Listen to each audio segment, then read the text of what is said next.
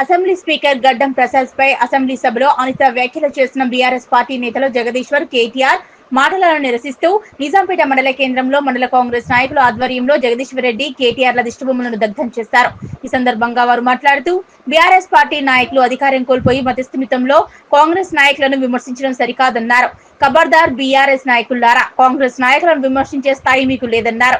రానున్న రోజుల్లో బీఆర్ఎస్ పార్టీకి తెలంగాణ ప్రజలు తగిన గుణపాఠం చెప్తారన్నారు.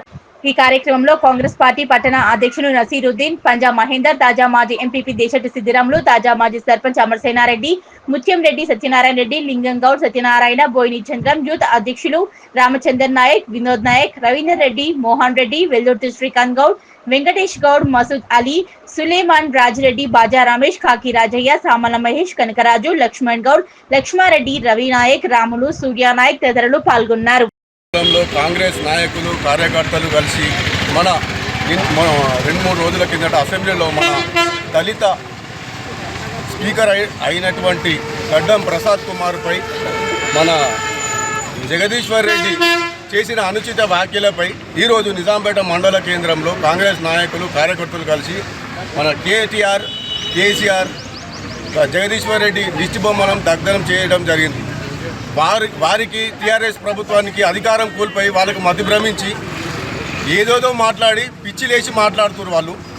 కాబట్టి ఖబర్దార్ జగదీశ్వర్ రెడ్డి, ఖబర్దార్ అని చెప్పేసి మేము నిజాంపేట మండల కాంగ్రెస్ తరఫున మేము వాళ్ళని హెచ్చరిస్తున్నాము.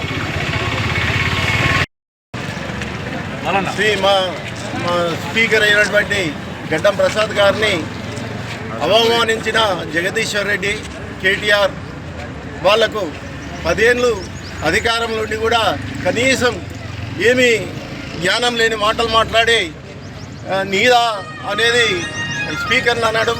స్పీకర్కు పూర్తి అధికారాలు, అసెంబ్లీలో బాధ్యతలు ఉంటే ఆయనే బాస్ అసెంబ్లీకి. కాబట్టి అది తెలుసుకొని మాట్లాడాలి.